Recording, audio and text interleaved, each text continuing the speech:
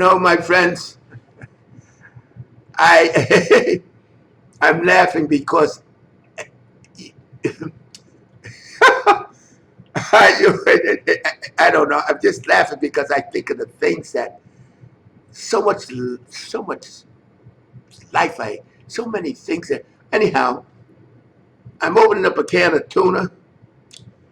I said I don't feel like making nothing. I'll just eat it out of the can.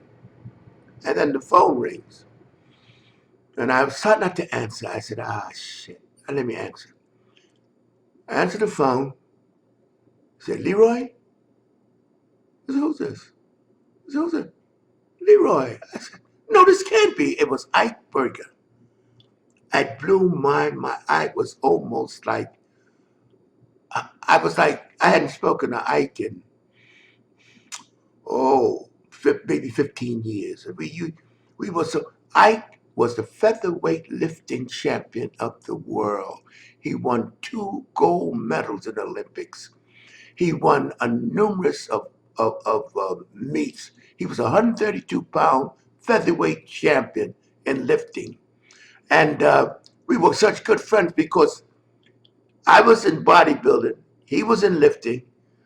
We didn't even discuss the training because it was so widely different, you know. And we talked for 2.5 hours. We used to hang out together, go socialize. I mean, he was one of the friendliest, nicest. We just had a ball. But he was a lifter. And I tell you, I used to be fascinated by the weight he used. 3-time body weight and more overhead. Overhead. It was like the squat. I mean, the snatch where you take the weight and you bring it up in one motion over to the top of your head. I mean, I used to look at the weight, but it's a funny thing. It just wasn't my thing. What you need to be a weightlifter is way beyond, I think, way beyond the average mentality of a bodybuilder. I mean, I used to be so intimidated looking at the weight and how heavy it was that I just turned and tuned out in a sense. I admired and appreciated the skill, but I couldn't relate to it. And another thing, you don't, there's no visual appreciation of your efforts because you use your ligaments and your tendons. That's where the strength comes from. It doesn't come from muscle. And you got to have power. It's got to be force, quick power surge. I mean, it's not like 1, 2 bodybuilding shit. You got to have an explosive. You got to develop explosive power because that's what it is. And what's fascinating, they didn't have any appreciable visual muscle look from that because they didn't train for that. They trained for power.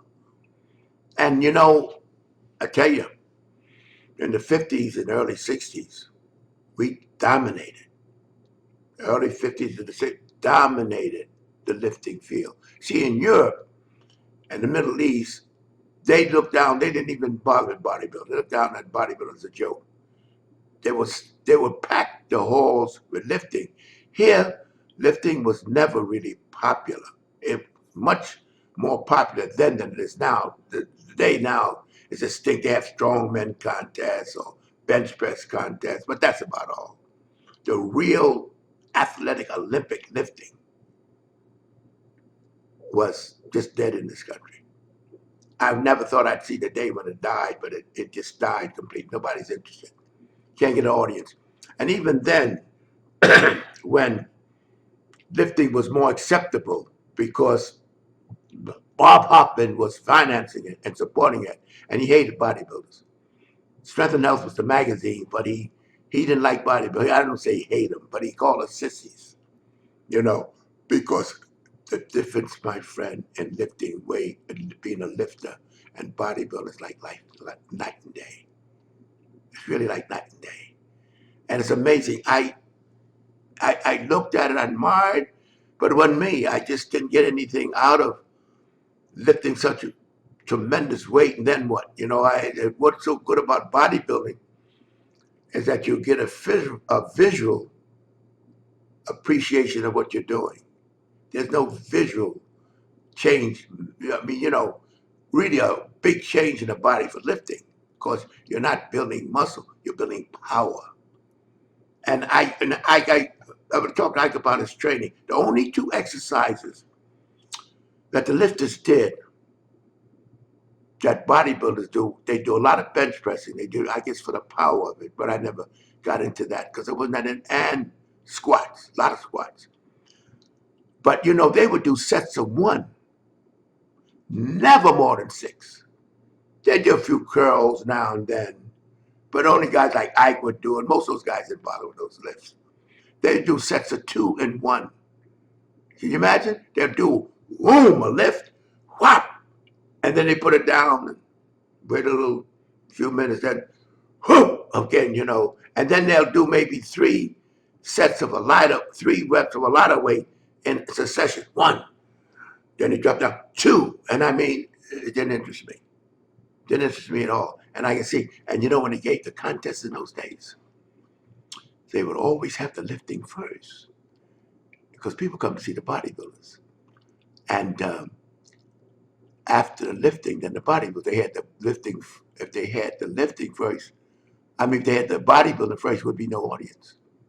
So the bodybuilders were always second because that's what people could relate to. It's hard to relate to that kind of weight. It's intimidating, even to a bodybuilder. Very intimidating to me. What I do to snatch overhead, I'd be lucky to deadlift it. It was just, but we were such good friends, and and it's so funny. We didn't discuss the training because it was so diametrically different. We just piled out because we had so much in common. He was such an open, terrific guy. We enjoyed socializing with the girls and going out to the movies and the restaurants and things. But when I was talking to Ike, I said, Ike, we never discussed body, training. He said, because it was too diametrically different. But my friend, Olympic lifters are athletes. We bodybuilders aren't. You know, we you can give us sport. We are narcissistic. That's what we are. Because we train to look in the mirror and say, "Ooh, look how nice I look." That's why the Olympic Games wouldn't take us because it's subjective. I said Arnold's the greatest bodybuilder on earth ever, and these guys they don't, and I give them the reason why because he transcends the sport. Anything else is subjective. He became governor of the largest state, the second largest state in the country. That's not subjective. But he did that in the foundation of bodybuilding. He's still into bodybuilding. So how are you going to say that Ronnie Coleman's got the best body? Sergio, based on what? Your opinion. So how are you going to have a contest? That's why the contest is so, oh, he should have won that. You don't do that in lifting because it's judged by how much you lift. It's competitive. Bodybuilding isn't. Bodybuilding is like a beauty, like Miss America. I love it because you got to work your ass off to get like that though. It's not like something where you just lucky that you got a body. You got to train to get like that. But it's subjective, and that's why I admire soda lifters, even though I can't. It's like anything else. I can't connect. But anyhow, we had a great conversation, and when he brought back his training methods, I said, I used to watch you lift, but I never, I was too busy doing my curls and bench press and stuff. I never even focused on it. And just wanted to let you know the background. It was just, and how happy I was. It was so exciting because we just, I'm running the store, the nutritional stores, and you just forget. Your good friends fall back into your database. But when I got that call, it was like opening up a door. It's like, wow, it was so exciting. I tell you something, when you've had a good, exciting past, you can go to your maker with a smile on your face. When you had a terrible, unhappy past, you go to your maker with a frown. So I just wanted to let you know, my friends, uh, just part of my growing up and how I learned.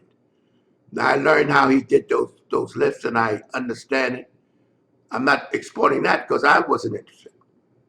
But in any case, I just wanted to tell you that because it excited me so. The broad lifting back, Olympic lifting is dead. We don't even consider it now in lifting. It's dead in the United States, and yet for years we dominated it in the 50s and 60s. Dominated it. It's amazing, my friends. You know my sign off. Any ones that ever listened to my videos before, because I said and I always say, you're my friends, and which I really believe, and to end, to be continued.